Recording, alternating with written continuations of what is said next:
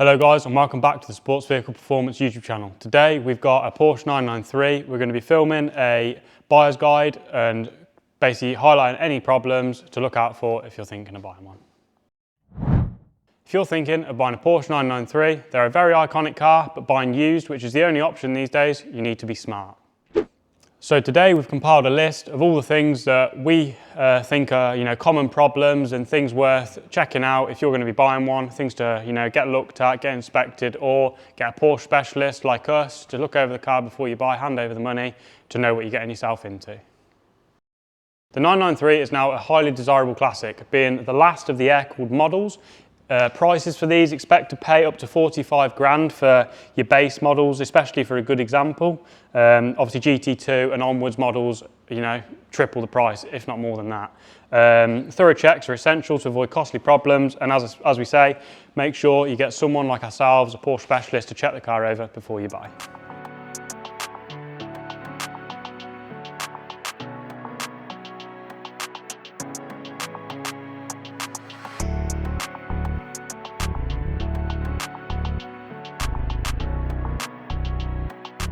So the first thing we're going to always start off with is going to be service history. It's very important, as we always mention in our other videos, if you've seen any of the others, get a car with full history. And don't worry so much about the mileage, the service history is more important. You want all the stamps in the book, check out any advisories, not just the stamps in the book. If the person doing the work has mentioned things, make sure they've been done using proper parts as well. And yeah, just check it's always been done to the book. That's a great place to start. So with the age of these cars now, you're going to struggle to find a low mileage example. If you do find a low mileage example, obviously the chances are it's going to be parked up a lot of its life, and that isn't always a good thing. Most of the time it's actually worse. If the car's used, things like seals and stuff don't deteriorate and perish, they haven't got a chance, they're lubed, kept used, tyres, stuff like that. You've just got to buy the right car. So the next part we're going to move on to is the bodywork. So the Porsche 993 uses galvanized steel, which is overall quite good, better than some of the early 911 models, for protecting corrosion. Some of the common places to look will be starting off at the windscreen seals. So if you basically have to check around the edges here, things in the corners, they'll blister, water will get stuck there and they'll blister, and then that can lead to lots of expensive repairs. The next thing is the headlight bowls. Take the light out if you can, or at least check from underneath. Check for rust under the headlight units. Rear chassis legs, which we'll touch on more when we're under the car, and the same with the rear bumper. There's support brackets that hang just behind this arch here, and they'll support the bumper if they're corroding. Your bumper will be flapping around loose, and it's a similar story on the front. Obviously check under all your wheel arches for any signs of damage and previous repairs, because with the age of these cars, they've probably had a life before you're going to be buying it, so you never know what can be hiding. Sills is another thing. So the 993s, they can trap dirt in the sills behind all the covers, and obviously dirt, moisture equals rust, so get it up in the air, have a good look round, poke around and check there's no holes. And as just mentioned earlier about crash damage, have a good look around, check for any signs of paintwork, and just as we always say, just if it's been painted, why has it been painted? Has it been done properly? Is it because it's been crashed? Is it just the paint was tired with the age of the car? It's always worth diving in and just cover your back with that, because it can be very expensive if it's not been done properly. So another common problem the 993 suffer with is the door check straps. The driver's more known for it. That's most likely because obviously the car's always going to have a driver and it doesn't always carry a passenger. The check strap actually corrodes off and then comes loose, and basically needs properly repairing. It's not actually a cheap repair to carry out. It's a bit more work than you think. It's not just a case of unbolting and bolting a new one on. The other thing is the roof. This being a Targa model, the electrics and things get old. They're mainly unreliable due to their age now. So things like electrics, obviously they get old, seals, they can start to leak. So always worth just checking it out, checking for leaks, and just checking it functions properly before you buy. It's a nice, easy check and will definitely pay dividends. So now we're going to take a look in the engine bay and cover some of the issues here. The first thing is though, it's on a manual pull cable here. So you've just got to make sure that's well lubricated, because you can have issues with them and then you won't be able to access in your engine bay. Under here, there's a perfect issue already highlighted, gas struts. These are a common problem. Again, age of the car, they fail. They're not too hard to replace. They're quite tight in here though compared to like an earlier model car. You can get up there to do it, but in the early 911s it's a much simpler job. But again, something to note and very easy to check. Just open the bonnet, and if it's dropping like that, you've got a problem with them. The other things you've got to look out for is the 993s. A bit of an Achilles heel with them is the oil. So basically they're very common for oil leaks from lots of places, cam covers and all that. It's quite easy to check. Simply get underneath, have a look round.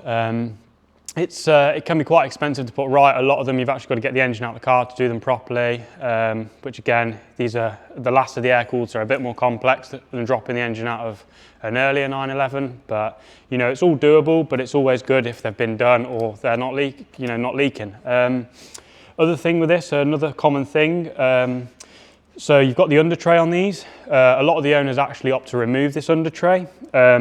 It's known as basically traps heat in the engine bay, so it allows the heat to dissipate a lot better without it, and it can cause, it's suspected to cause exhaust valve guide wear early. So a lot of the owners tend to remove this for that reason. Some of the other things is just look for smoke from the wheel arches or a burnt oil smell, and then always just check the oil level after a test drive when the engine's at full temperature, because it's not like a modern car where you just dip your oil or on the dash. You have to have the engine up to operating temperature and then dip the oil. So, you know, a lot of people who aren't knowledgeable may be selling them, you know, may have run the car low on oil. So it's always good to check it's at the right oil when you're buying the car. So we've just put a bar to hold the engine up, so I'm going to hold it, so I'm going into a little bit more detail. Another thing to note is the spark plug changes on these cars. They're twin plugs, so you've got a row on the bottom, a row on the top of the engine. Number 6, this side down here, is actually quite hard to do. You've got to get all the airbox out of the way and the power steering pump to access it. So a lot of owners, especially if they're DIYing them, will probably give that one a miss. So it's always good to check all the plugs have been changed, because again, it's quite a labour intensive job to do. Other things to note is the distributor belt. So these are twin plugs, so you've got twin dizzies. Obviously they're joined by the belt, and you've got to make sure that's, you know, kept up to date and changed when it's due. Don't skimp on that, because what can happen is the dizzies can actually get stuck in the car, and then it can become very difficult to get them out, and sometimes you even have to drop the engine out just to be able to get something behind the dizzy to get it out.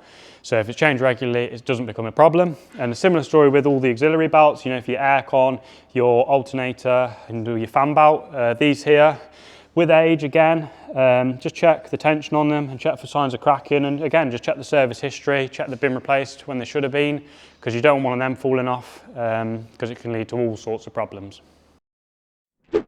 So we're going to send it up and we'll take a bit more of a look at the underneath and the rest of the car.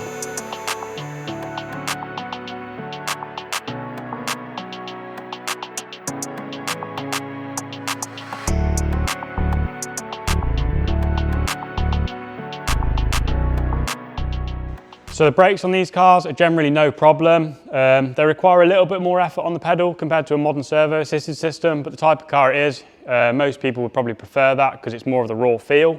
Again, you just got to look out for the common things, you know, disc and pad wear, check your discs, the edges, see if they're lipped, and have a good look down there with a camera, a torch and a mirror, just to try and check your pads, because obviously the cost of them can add up.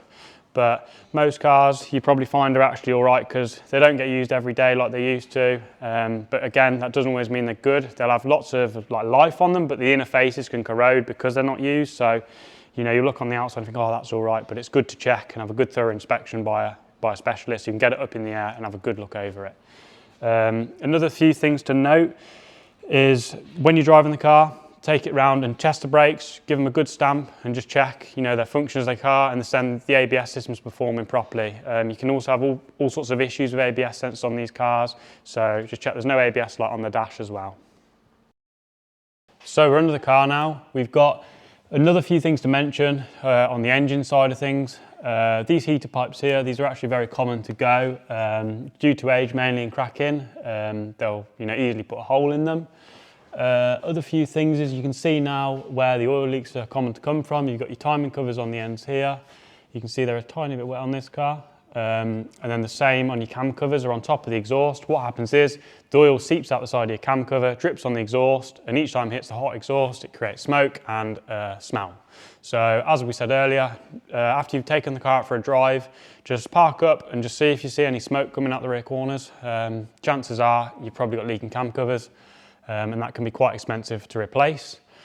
Another thing to note is the oil temperature sensor. Keep an eye on the oil temperature when you're driving the car, and just as you come to a stop, just check the reading. If it's high, it could be down to a faulty cooling fan in the front, or it could be a faulty sensor. So speaking of cooling fans and radiators, this is actually an automatic or Tiptronic model. So this has recently had a new sump pan because these corrode and cause leaks in the gasket as well. Another common thing is, that's actually a very in-depth job to replace, is the lines that go to the cooler in the front arch. They corrode just up here. We've actually replaced these ones for braided lines, which add a lot more reliability to it. They won't corrode away like the original Porsche ones. So that's another thing to look out for on the Tiptronic models. So moving on to the suspension side of things, most of these cars will probably have had work done to the suspension components due to the age of the car now.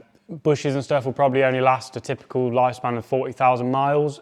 This one here has actually got Bilsteins on suspension, so they've been replaced. Just always check they've been replaced with good quality parts, and the job's been done properly. That's always a good sign. Someone spent the money on it, so it's just a good telltale sign for the rest of the car. No one's been skimping out, and usually will show you that the car has always had the money spent on it. It's a good sign. So just touching back on the engine side of things, the 993 exhausts are actually pretty good. Most old 911s are, when you compare them to the later models such as 996, 997 and the Boxers and stuff. They corrode like, they just corrode for fun. These are actually in pretty good condition considering the age of the car. That's an original manifold nut there.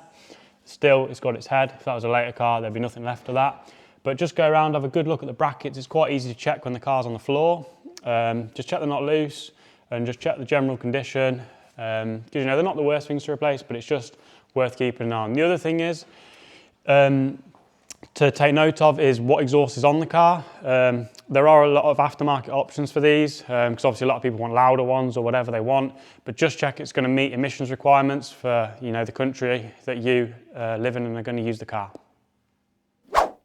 So as mentioned earlier, when we're talking about the bodywork and corrosion side of things, you'll see what I'm on about with the sills. These are like basically a cover. So this is where the dirt and the mud and all the water will get trapped behind and cause corrosion. So it's a good idea just to have a look behind here before you commit to buying anything, and just check it's solid, check it's clean. If it's been well looked after, you probably won't have an issue. But when it's muddy, it can lead to all sorts of issues.